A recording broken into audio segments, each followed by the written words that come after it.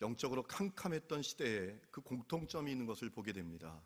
하나같이 본질이 아니라 외형에 집착을 했습니다. 중세시대가 그랬습니다. 여러분, 종교개혁이 일어날 수밖에 없었던 세 가지 중요한 이유가 있습니다. 첫 번째는 교황을 신의 대리자로 여긴 나머지 그 교황권을 획득하기 위한 쟁탈전이 벌어진 거예요. 정치적인 암투, 교회 분열이 극심하게 일어났습니다. 두 번째는 성경을 제쳐놓고 철학에 심취했습니다. 아주 좋은 예가 있습니다. 마르틴 루터의 그 동료 교수였던 비텐베르크 대학의 칼 스타트라는 교수가 있는데 그는 신학 박사 학위를 받았습니다. 그런데 그는 신학 박사 학위를 받았는데 성경 한번 읽어본 일 없고 성경 구경도 못했는데 신학 박사 학위를 받은 거예요. 얼마나 성경을 제쳐놓고 비본질에 빠져 있었는지 우리가 생각할 수 있지요. 세 번째는 성당 건물에 집착을 했습니다. 성당 건물을 거대하게 짓기 위해서 면죄부를 팔았던 거예요. 죽은 너의 가족도 이 면죄부 사면 천국 갈 수 있다라고 사기를 쳤던 것입니다. 그렇게 거대하게 교회를 져놓고 그 성당 안에 성상과 성화와 음악으로 경건을 대체하고자 했던 거예요. 그래서 스위스의 유명한 종교개혁자이신 츠빙글리는 아주 천재적인 그 재능을 타고난 바이올린 주자였어요. 그런데 그는 그 스위스 개혁교회 안에 악기 사용을 금지하도록 할 정도였습니다. 본질을 놓치고 있었기 때문인 거예요. 그래서 종교개혁자들이 5대 솔라를 외쳤던 겁니다. 오직 믿음, 오직 성경, 오직 은혜, 오직 예수, 오직 하나님의 영광을 외치면서 에드 폰테스, 본질로 돌아가야 된다, 본질로 돌아가야 된다 라고 외쳤던 것입니다. 여러분, 사사시대도 마찬가지였습니다. 사사시대가 암울한 시대였습니다. 하나님과 분리되어 있었습니다. 영적으로 캄캄한 시대였습니다. 사사시대 말기는 더했습니다. 그 이유가 무엇입니까? 본질을 놓쳤기 때문입니다. 사사시대 말기에 블레셋 군대가 쳐들어왔습니다. 전투가 벌어졌습니다.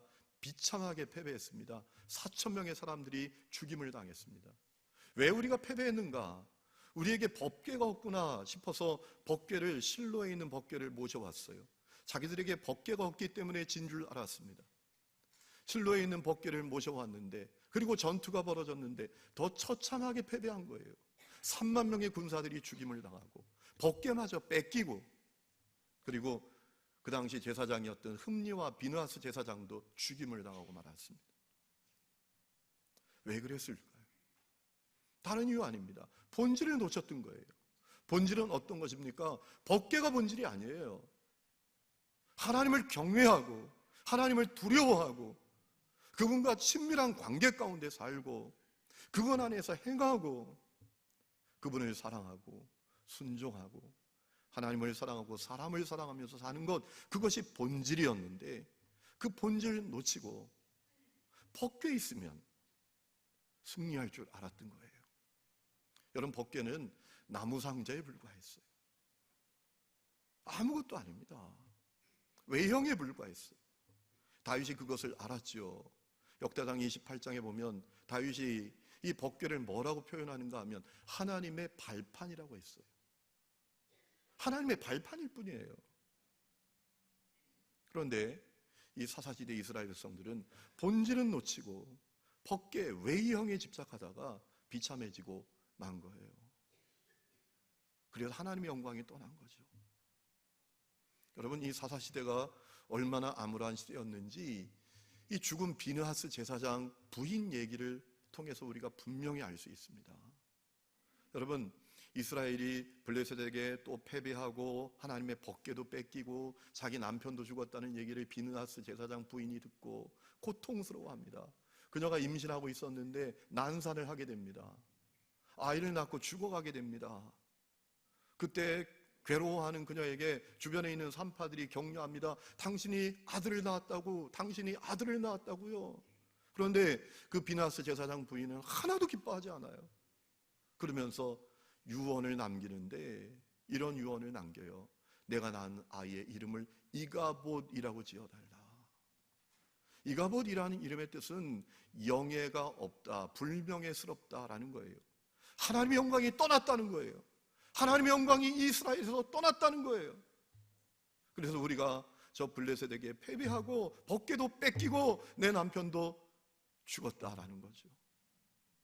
여러분, 세상에서 가장 두려운 일은 무엇입니까? 하나님의 영광이 떠나는 거예요. 사람 잃어버리는 거, 명예 잃어버리는 거, 돈 잃어버리는 거, 권세 잃어버리는 거, 그거 하나도 두렵지 않아요. 우리에게 가장 두려운 일은 무엇인가? 하나님의 영광이 떠나는 거예요. 왜냐하면 하나님 없는 인생 아무것도 아닙니다. 하나님 없는 인생 빈그분에 불과합니다. 하나님 없는 인생, 하나님의 은혜 없는 인생 존재할 수가 없습니다. 여러분, 물 떠난 물고기 살 수 있습니까? 땅에서 뿌리 뽑혀진 나무 살 수 있습니까? 그와 같다는 말이죠. 그래서 다윗도 그가 밧세바와 간음죄를 짓고 하나님 앞에 회개하면서 뭐라 회개합니까? 나를 주님 앞에서 쫓아내지 말아 주십시오. 주의 성령을 나에게서 거두지 말아 주십시오. 하나님의 영광이 떠나면 어떤 인생이 되는지 다윗은 분명히 알았기 때문에 그래요. 에스겔 선지자도 예루살렘 성전에서 하나님의 영광이 떠나는 모습을 보면서 환상 가운데 보면서 안타까워했던 것이지요. 여러분, 하나님은 절대로 약하시지 않습니다. 하나님은 권능이 있으십니다. 하나님은 능력이 있으십니다. 여러분, 블레셋이 법궤를 빼앗아 가서 어디에 보관했습니까? 그들이 섬기는 다곤이라는 그 신의 신전에 보관했습니다. 이틀 지나서 다곤 신전에 들어가 보니까 아니, 다곤 신상이 법궤 앞에 엎드려 있는 거예요. 넘어져 있는 거예요. 이게 무슨 일인가 하고 세워놨어요. 다음날 들어갔습니다. 아예 다곤 신상의 머리, 팔, 다리 다 잘라져 있어요. 몸통만 굴러 있는 거예요. 그리고 그 다곤 신전이 있는 아스돗에 악성 종기가 가득하게 됩니다. 사람들에게 악성 종기가 일어납니다. 고통을 받습니다. 죽어갑니다. 깜짝 놀라서 이제 그 법궤를 가드로 옮깁니다. 그런데 똑같은 일이 또 벌어집니다. 그래서 에글론으로 옮깁니다. 그랬더니 똑같은 일이 또 벌어집니다. 그래서 블레셋 사람들이 뭐라 합니까?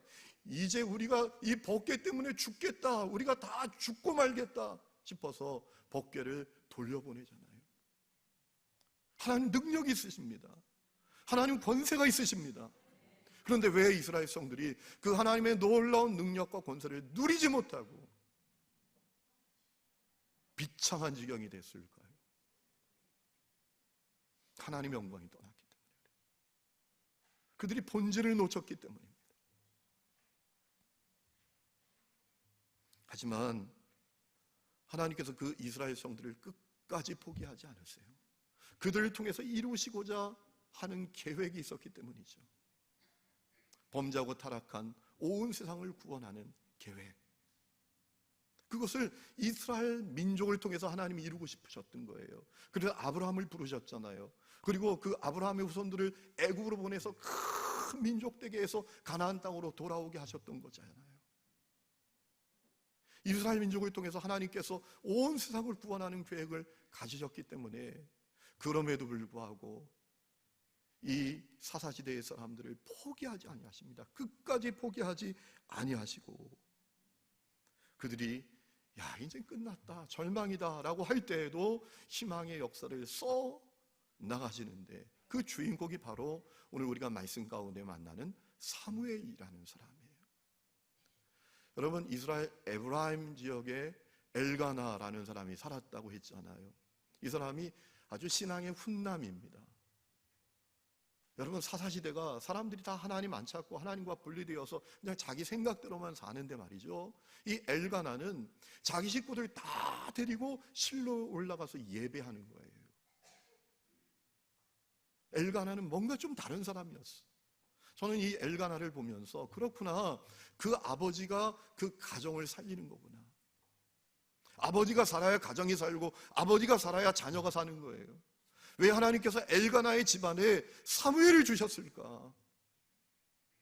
엘가나는 뭔가 다른 사람이었어요. 온 가족을 이끌고 실로에 올라가서 예배하게 했단 말이에요. 저는 우리 하늘님교회 성도들 가정 속에 아버지가 사는 역사가 있기를 축복합니다. 아버지가 살아야 가정이 삽니다. 아버지가 살아야 자녀가 삽니다. 그래서 파더 와이즈 하잖아요. 신청 좀 하세요. 신청 좀. 오늘 마지막 날입니다. 여기 남성들 신청하세요. 아버지가 살아야 가정이 사는 거예요. 어떻게 성경적인 아버지가 될 것인가? 어떻게 믿음의 아버지가 될 것인가? 자녀들을 잘 리드할 수 있는 아버지가 될 것인가? 이 파더 와이즈를 통해서 우리가 다 배워요. 신청 좀 하세요. 여러분, 그 엘가나의 아내 한나도 참 대단한 여인입니다. 엘가나에게 한나, 브니나 두 아내가 있습니다. 한나가 웬일인지 아이를 못 낳습니다. 브니나가 성격이 별로 안 좋았나 봐요. 아니, 아이를 못 낳으면 위로하고 격려해야 될 텐데 괴롭히는 거예요. 아이를 못 낳는다고 괴롭히는 거예요. 그 마음을 격분시키는 겁니다. 눈물로 삽니다. 남편의 사랑에도 만족감이 없습니다. 그런데 이 한나의 탁월성은 그 아이를 낳지 못하는 불가능성의 문제를 기도로 풀기를 원했다는 거예요. 실로에 가서 눈물로 하나님께 기도해요. 한번 따라해 보십시다. 문제는 세상에 있지만 답은 주님께 있다.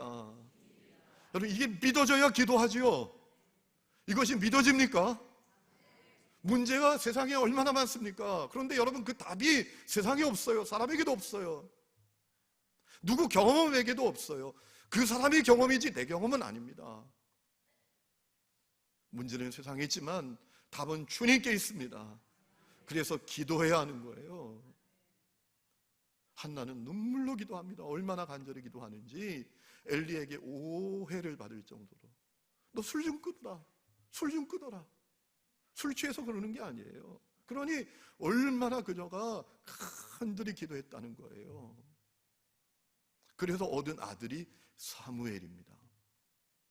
더욱이 이 한나는 아주 신실한 여인이었어요. 사람이 제가 목회를 하면서 가만히 보면 기도 응답받기 전과 기도 응답받은 후의 모습이 달라요. 한나가 기도할 때 주님 나에게 아들을 주시면 주의 종으로 바치겠습니다. 그래서 아들을 얻었어요.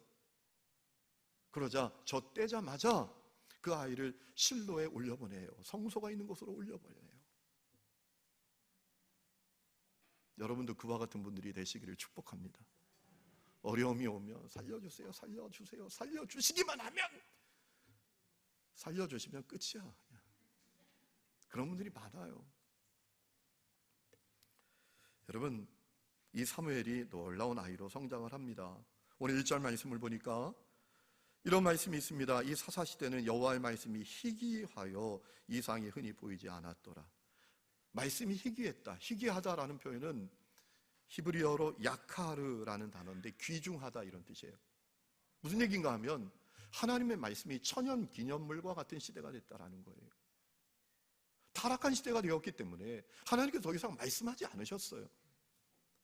아모스 8장 12절에 보면 타락한 시대에 말씀의 기근을 겪게 된다고 했어요. 바다 이 끝에서 저 끝까지 다녀도 말씀을 들을 수 없을 거라고 했어요. 저는 우리 시대가 그런 불행한 시대가 되지 않기를 원합니다. 타락한 시대에 하나님께서 말씀하시지 않으세요. 말씀의 기근을 경험합니다. 그런데 놀라운 사실은 그때에 하나님께서 사무엘에게 찾아오셔서 말씀하세요. 사무엘아, 사무엘아. 여러분, 얼마나 놀라운 사건이에요. 그 당시에 제사장 없었던 게 아닙니다. 엘리 제사장도 있었습니다. 흠니 비느하스도 있었습니다. 여러분, 이 엘리, 흠니 비느하스, 한마디로 말하면 타락한 제사장, 하나님께서 버림받은 제사장이었어요. 아니, 흠니 비느하스는, 제사장은 누굽니까? 하나님의 임재 앞에 나가는 사람들이에요. 그러니 하나님 제일 잘 믿어야 되잖아요. 그런데 흠니 비느하스가 한 짓이 무엇인지 아시죠? 백성들이 재물을 갖고 오면 중간에서 다 가로채는 거예요. 탈취하는 거예요. 그러고도 두려움이 없었어요. 엘리 제사장도 그거 다 알면서도 말리지도 않아요. 나무라지도 않습니다. 그래서 하나님께서 그들에게 말씀하실 수가 없었어요. 그런데 이 사무엘에게 찾아오셔서 말씀하시는 거예요. 사무엘아, 사무엘아. 사무엘이 잘 알아듣질 못합니다. 그럼에도 불구하고 그가 알아들을 때까지 계속해서 부르시고 말씀하셨어요. 더욱이 오늘 우리가 두 번째 읽은 말씀을 보면 사무엘이 얼마나 놀라운 인물이었는지 알 수 있습니다. 19절 말씀을 보면 사무엘이 자라매 여호와께서 그와 함께 계셨다. 여러분, 이만큼 놀라운 복이 어디 있어요? 임마누엘의 복이 제일 큰 복이죠. 그리고 사무엘이 말이 하나도 땅에 떨어지지 않게 하셨다. 사무엘의 말이 다 성취되었다, 실현되었다 라는 거예요. 그래서 사람들이 저 사무엘이 진짜 하나님의 종이지 라는 이야기를 듣게 됐다는 거예요. 20절에 보면 단에서부터 브엘세바까지, 단은 이스라엘의 가장 북쪽 지역, 브엘세바는 가장 남쪽 지역, 온 이스라엘을 말합니다. 온 이스라엘이 하나님께서 사무엘을 여호와의 선지자로 세운 줄을 알았다. 더 놀라운 말씀이 나옵니다. 21절, 여호와께서 실로에서 다시 나타나시되 여호와의 말씀으로 사무엘에게 자기를 나타내셨다라는 겁니다. 그러니까 사무엘이 하나님의 말씀 듣는 것이 한 번에 어쩌다가 경험이 아니라 하나님께서 이 사무엘을 대화 파트너, 하나님의 사역 파트너, 하나님의 친구와 같은 동행 파트너로 삼으셨다는 거예요. 얼마나 놀라운 인물이에요. 이 사무엘은 죽음과 같은 사막의 오아시스 같은 인물이에요. 캄캄한 어둠 가운데 한 줄기 빛과 같은 인물이었어요. 여러분, 더 중요한 게 있습니다. 왜 사무엘이었을까? 왜 엘가나의 가문이었을까? 왜 한나였을까? 왜 엘가나의 가문을 통해서, 한나를 통해서, 사무엘을 통해서 그 캄캄한 시대에 하나님 희망의 역사를 만들어 가셨을까? 그게 중요하잖아요. 그거 알아요. 우리가 그 길 다 따라가잖아요. 우리 사는 삶이 얼마나 캄캄합니까? 희망이 있습니까? 이 절망의 시대에, 이 타락한 시대에 우리가 그거 알아야 그 길 따라갈 거잖아요. 첫째는 하나님의 주권적인 선택이고, 둘째는 하나님을 향한 갈망이었어요. 엘가나에게 하나님을 향한 갈망이 있었잖아요. 그러니 사람들이 다 하나님 안 찾는 시대에 이 엘가나는 자기 식구들 다 이끌고 실로에 올라가서 예배하잖아요. 한나도 하나님을 향한 갈망이 있음에 그 불임의 문제를 하나님 앞에 갖고 가서 씨름하잖아요. 오늘 3절 말씀 보면 이 사무엘의 갈망을 확인할 수 있습니다. 하나님의 등불은 아직 꺼지지 아니했다라고 했죠. 성소를 밝히는 등불이었습니다. 출애굽기 27장을 보면 매일 저녁 성소에 들을 등불을 밝히고 아침까지 등불이 밝혀지도록 해야 했습니다. 중요한 것은 등불이 아직 꺼지지 않았다는 것은 아직 새벽이 오지 않은 깊은 밤이었다라는 거예요. 그때에 3절에 보면 사무엘은 하나님의 교회에 있는 여호와의 전에 누웠다 라고 했습니다. 그러니까 아주 깊은 밤 시간까지 사무엘이 성소에 누웠었다라는 거예요. 왜 그랬을까요? 간단합니다. 하나님을 향한 갈망이 사무엘에게 있으니까. 2절 말씀에 보면 엘리는 자기 처소에 누웠었어요. 사무엘도 자기 처소에 가서 누워야죠. 그런데 사무엘은 성소에 누웠었어요. 이유는 뭐냐? 하나님을 향한 갈망이 있으니까. 제가 부목사 사역할 때 하루는 잠이 안 와요. 여러분, 하나님께서 저에게 주신 선물이 있어요. 그건 뭔가 하면 자자 그러면 3분 안에 자는 거예요. 저는 세상에 잠이 안 와서 고민이라는 분을 이해할 수가 없어요. 사람이 겪어보지 않은 것은 이해를 못하니까. 그랬더니 제 아내가 하는 말이, 당신 거짓말하지 말고, 내가 볼 때 1분 안에 잔다고. 금방 자요 저는. 그리고 장소를 불문합니다. 어떤 분은 집에서 자는데 밖에 나가면 못 자는 분이 있어요. 저는 장소가 상관이 없어요. 집에서도 자자 하면 3분 안에 자고, 밖에 가서도 자자 하면 3분 안에 자고, 뭐 벤치에서도 자자 그러면 3분 안에 잡니다. 그게 하나님께서 저에게 주신 선물이에요. 그래서 회복이 빨라요. 건축하는 동안 여러분 제가 병원 한 번 안 갔다니까요. 감기 한 번 안 걸렸다니까요. 그 이유는 뭔가 하면 하나님께서 빨리 자게 만드시고 빨리 회복하게 만드시는 그 선물을 주시지 않았나. 아멘 하는 분은 3대가 잘 되실 거예요. 그런데 그날은 잠이 안 와요. 하나님 기도하라는 사인인가 보다 하고 교회에 갔어요. 12시쯤 됐어요. 교회 이렇게 예배당에 들어갔는데 강대상에 뭔가 허연 이불을 뒤집어 쓰고 누가 누워있는 거예요. 깜짝 놀랐어요. 불황자가 왔는 줄 알고. 제가 조심스럽게 가지고 여보세요? 여보세요? 누구세요? 누구세요? 누구신데 거기 누워있으세요? 이불 쓰고. 일어나요! 라고 했더니 이불을 훅 제끼고 일어나는데 보니까 지금 몽골에서 사역하시는 김영옥 선교사님이세요. 그분이 그 당시에 원광대학교 교수님이세요. 얼마나 실력 있는 사람인가 하면 학생들이 공부하는 그 임상병리학 주교재를 쓰는 분입니다. 그분이 권사님 때인데 거기서 이불을 뒤집어 쓰고 자고 있는 거예요. 제가 권사님 왜 여기서 자요? 그랬더니 어머머머머 하나님이 너무 좋아서요. 하나님이 너무 좋아서요. 그러면서 가는 거예요. 하나님이 너무 좋은 거예요.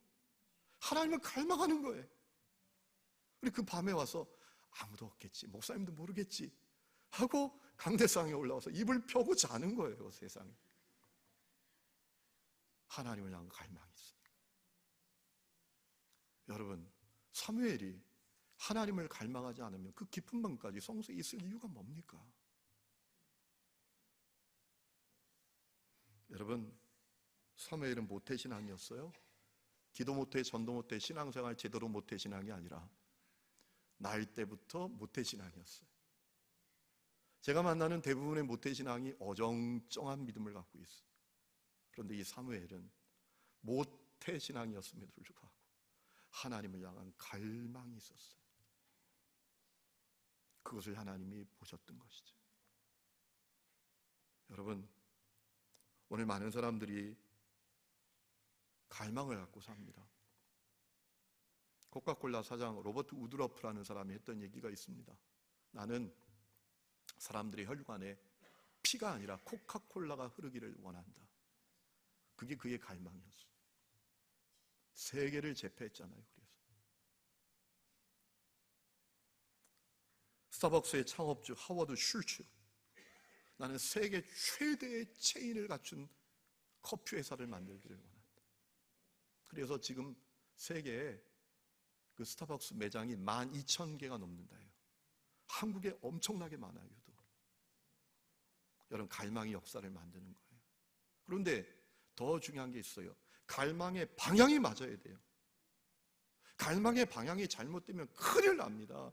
갈망의 방향이 잘못돼서 인생 망가지고 허무해지는 사람 얼마나 많이 봅니까? 제 동기 목사가 저 사북에서 사역을 해요. 매주일, 매주중에 바퍼 사역을 합니다. 거기 밥 먹으러 오는 사람들이 누군가 하면 정성 카지노에서 돈 날린 사람들이에요. 그 사람들의 배경을 이렇게 물어보면 대단하대요. 법관, 변호사, 의사, 기업인. 그리고 자기들끼리 만나서 하는 얘기가 뭐냐면 난 20억 날렸다. 나는 30억 잃었다. 나는 70억 날렸다. 100억 날렸다. 그게 자랑이라는 거예요. 여러분, 갈망의 방향이 잘못되면 인생 망가집니다. 비참해집니다. 불행해집니다. 여러분, 이 땅에 있는 모든 사람들이 가져야 될 갈망이 있습니다. 하나님을 향한 갈망입니다. 하나님을 갈망해야 돼요. 하나님 없는 인생은 아침 안개처럼 허무할 뿐이에요. 공허한 빈금을 같을 뿐이에요. 그래서 여러분, 시편 123장을 보면 시편 기자가 이렇게 고백하죠. 상전의 손을 바라보는 종들의 눈같이, 여주인의 손을 바라보는 여종의 눈같이 우리의 눈이 여호와 우리 하나님을 바라보며 우리에게 은혜 베풀어 주시기를 기다리나이다. 하나님을 바라보는 거예요. 종이 주인의 그 손으로부터, 입으로부터 어떤 지시가 내려오는지 집중하여 바라보는 거죠. 하나님을 갈망한다는 말이죠. 여러분에게 갈망이 있으십니까? 어떤 갈망이 있어요? 그저 육신의 정욕, 안목의 정욕, 세상 자랑을 위한 갈망이십니까? 누구처럼 성공하고, 누구처럼 짐 여러 채 갖고, 누구처럼 잘 나가고, 누구처럼 애들 잘 되게 하고,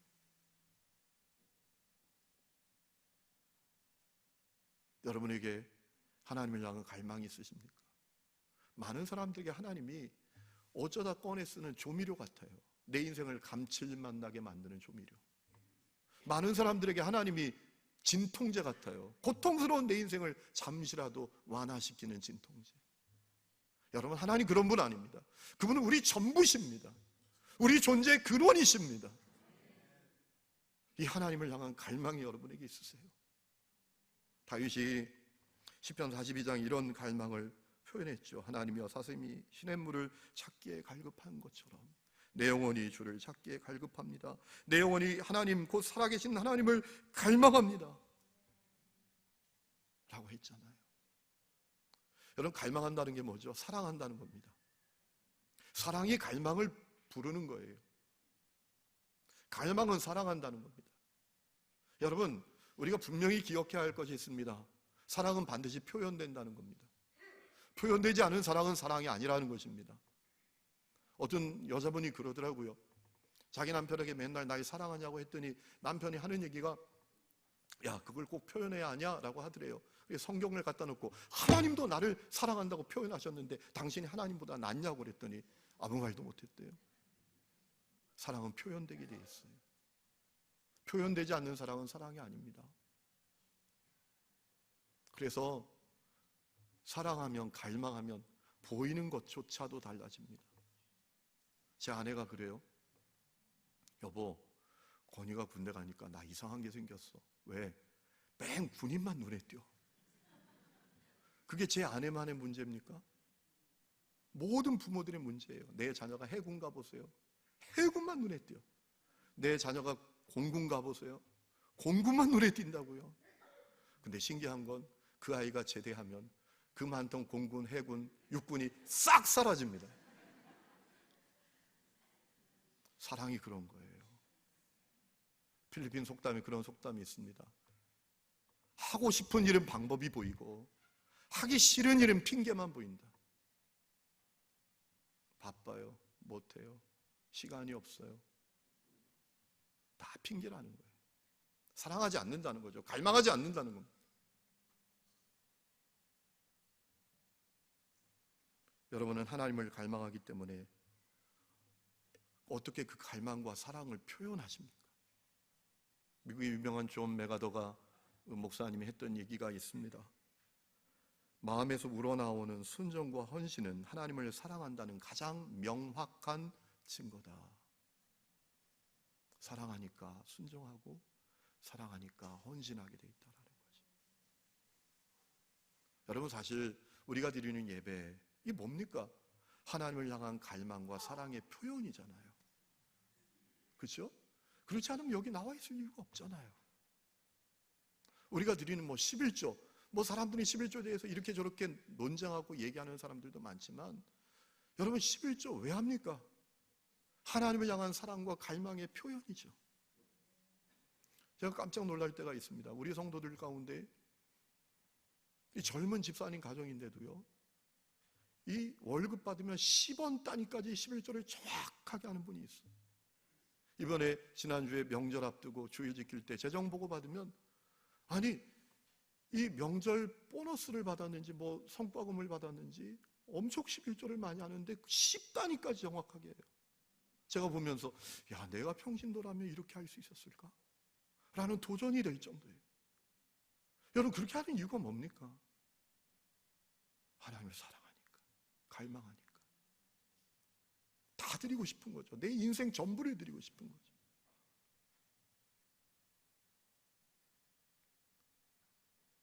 여러 모습으로 주님의 교회를 섬기는 것. 어제도 우리 여성교회원들이 교회에 와서 땀을 펄펄 흘리면서 교회를 청소해요. 왜 그렇게 해요? 하나님을 향한 사랑과 갈망을 표현하는 거죠. 약한 자들을 돌아보고 섬기는 분들이 있어요. 왜 그렇게 해요? 하나님을 향한 사랑과 갈망을 표현하는 거죠. 지지난주에 우리 교회 손바울 목사님이 말씀 전하시던 가운데 저 부산의 수영록교회 최병호 집사님 얘기를 하셨어요. 안수 집사님이신데 이분이 고등학교 수학 교사입니다. 여러분, 고등학교 선생님 월급이 얼마나 되겠습니까? 그런데 이분이 그 월급의 30%를 복음을 전하는 데 쓰고 새 가족들을 위해서 쓰는 거예요. 이분이 지독한 불교 집안에서 자랐습니다. 불교 학생회 회장까지 했어요. 그래서 고등학교를 미션 스쿨로 갔어요. 거기 예수님을 만난 거예요. 나 같은 죄인을 사랑하사 십자가에 매달려 죽으신 그 예수 그리스도, 그분으로 말미암아 그 놀라운 구원을 얻게 되었다는 그 구원의 사건이 그에게 일어났어요. 그는 자기 인생을 드리고 싶었대요.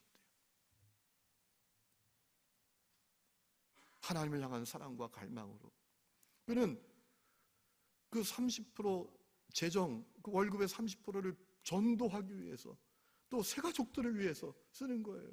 그래서 그분이 지금까지 20년 동안 전도한 사람이 2,000명이래요. 내가 이럴 줄 알았어요.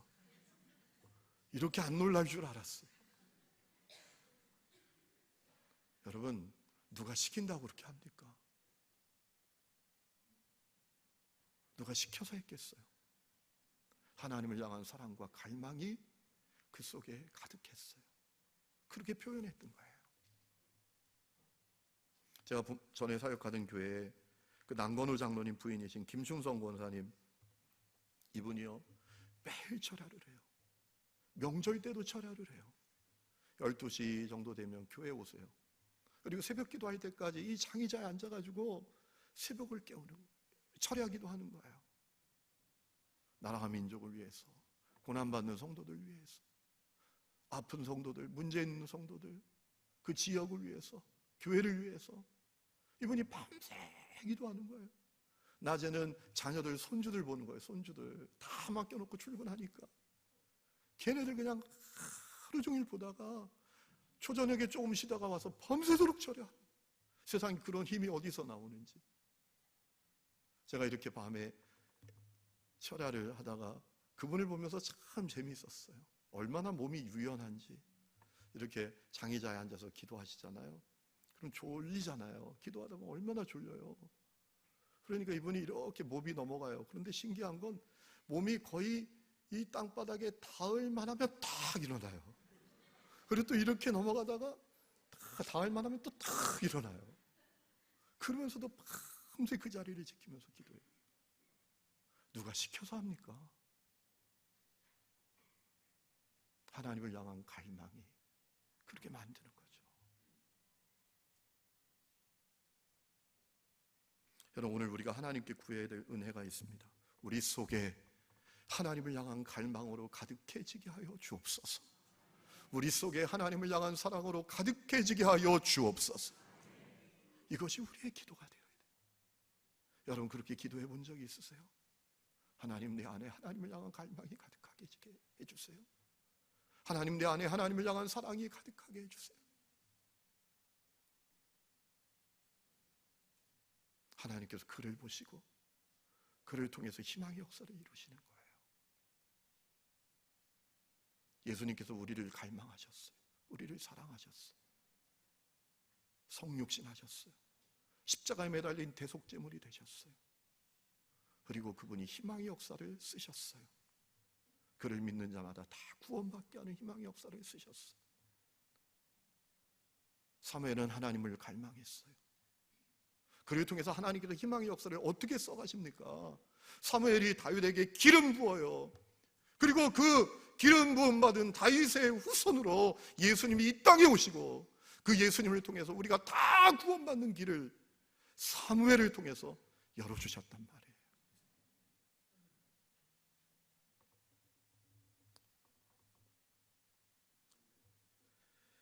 여러분, 종교개혁자들이 종교개혁에 성공할 수 있었던 이유는 그 개혁자들만의 공헌이 아닙니다. 그들의 어떤 그 공헌만이 아닙니다. 보이지 않는 숨은 공헌자들이 많았습니다. 그 가운데 한 명이 셀리나 헌팅턴 백작 부인입니다. 이분이 1707년에 페레르라는 백작 집안에서 출생했습니다. 대단히 아주 권세 있고 부유한 그런 가문이었습니다. 그 당시 대다수의 귀족들이 그냥 살아가는 내용이 뭐냐 하면 누구 모여서 험담하고 사치 부리고 노름하고 또 연애에 빠지고 바람 피우고, 이게 이제 귀족들의 일상이었대요. 그런데 이 셀리나는 그렇게 하지 않아요. 그녀가 9살 때 장래 행렬을 봅니다. 어린 소녀가 죽었어요. 장례 행렬을 보면서 충격을 받아요. 삶은 무엇일까? 죽음은 어떤 것일까? 죽음 뒤에는 무엇이 있을까? 여기에 대해서 깊은 고민을 갖게 되고, 나는 적어도 인생을 그렇게 살지는 말아야지. 사치 부리고 그냥 누구 험담하고 노름하고 남편 아내 몰래 연애하고 그렇게 보내지 말아야지 생각하고 검소하게 살고 사람들 도우면서 살기를 원했어요. 21살 때 결혼을 했는데 그 남편 이름이 테오필리스 헌팅턴 백작이에요. 자기 집보다 더 권세 있는 집이에요. 그런데 그 남편이 아주 신실한 사람이에요. 아내가 하는 일을 적극 지지합니다. 아내가 검소하게 살고 어려운 사람들 돕는 삶을 사니까 그 아내의 일을 적극 도와주는 남편이에요. 그런데 이 셀리나의 인생에 전환점이 일어납니다. 자기 절친 마가렛이라는 친구 때문에 그래요. 어느 날 마가렛을 만났는데 이 마가렛이 천사 같은 얼굴을 하고 뭐라 말이냐 하면, 셀리나, 내 안에 참된 기쁨이 왔어. 내 안에 참된 행복이 생겼어. 천사 같은 얼굴을 하고 말하는 거예요. 알고 보니까 이 마가렛이 당시 영국 국교회를 개혁하는 감리교 운동을 펼쳤던 존 웨슬리를 통해서 그 집회에 갔다가 거듭남을 경험한 거예요. 새로운 피조물이 된 거예요. 사실 이 셀리나도 검소하게 살고 사람들을 이렇게 돕기를 살기를 원하려고 애썼지만 그 마음은 공허해요. 허전해요. 참된 행복이 그녀에게 없어요. 그래서 이 셀리나도 마가렛을 그 손길을 통해서 그 존 웨슬리 집회에 참여하게 되고 큰 은혜를 받고 거듭남의 경험을 합니다. 그리고 이 셀리나가 존 웨슬리의 전적인 후원자가 됩니다. 이제 영국 국교회를 개혁하기 위한 그 순회 전도자들이 있었어요. 그들의 숙소를 자기 집에 다 제공하고 자기 집에 귀족들을 다 모아놓고 존 웨슬리가 설교하게 하고 자기 집을 집회 장소, 전도 장소로 만든 거예요. 나중에 영국 국교회, 영국 성공회를 말합니다. 거기서 이제 영국 국교회를 개혁하는 감리교도들을 핍박합니다. 그 감리교 목회자들을 설교도 못하게 해요. 그러니까 이 셀리나가 자기 재산을 털어가지고 65개의 예배당을 세웁니다. 마음껏 거기서 복음을 전하고 생명 있는 말씀이 흘러나가고 사람들이 구원받고 거듭나는 역사를 일으키도록 65개 예배당을 자기 사재를 털어가지고 세워요. 심지어 브라이튼 예배당을 위해서는 당시 돈으로 37,000파운드, 요즘 돈으로 환산하면 10억 가까이 된대요. 그 보석을 팔아가지고 말이죠, 그 예배당을 세우는 일을 이 셀리나가 합니다. 나중에 영국 국교회가 극심하게 탄압하니까 이 셀리나가 어떤 일을 하는가 하면 자기 재산을 다 털어가지고 그 웨일즈에 대학을 하나 세웁니다. 트레베카라는 대학을 세워요. 그래서 거기서 주님의 종들을 길러내기 위해서 공부를 시켜요. 중요한 건 대학을 세울 뿐만 아니라 거기서 공부하는 학생들 학비도 다 대주고 먹는 거, 자는 거, 입는 것도 다 이 셀리나가 되는 거예요. 그리고 84세의 일기로 하나님의 부름을 받는데요, 그녀에게 남은 돈은 단 300파운드였대요. 자기 장례를 위해서 준비한 돈이었어요. 그런데 그때 버밍햄의 교회를 개척해야 된 상황이 있었어요. 그래서 이 셀리나는 그 마지막 남은 300파운드도 버밍햄 교회를 개척하기 위해서 드렸던 거예요. 그가 하나님의 부름을 받을 때 그녀에게 아무것도 없었대요. 그럼 어떻게 그렇게 할 수 있었을까요? 하나님을 향한 갈망. 사랑 없으면 못하는 겁니다. 그래서 그런 사람들을 통해서 교회가 생명을 얻고 복음이 복음되고 하나님의 나라가 이 땅에 이루어지는 역사가 이루어졌다라는 거죠. 여러분, 오늘 말씀의 제목을 제가 절망 아니면 갈망, 갈망 아니면 절망이라고 했어요. 이런 겁니다. 우리가 아무리 절망스러운 상황이 있을지라도 하나님을 갈망하면 내게 희망의 역사가 시작되고 내가 있는 곳곳마다 희망의 역사가 시작된다는 것입니다. 그러나 하나님을 향한 갈망이 없다면 살아보면 살아볼수록 절망스럽고 허무한 인생이 될 뿐이라는 거예요.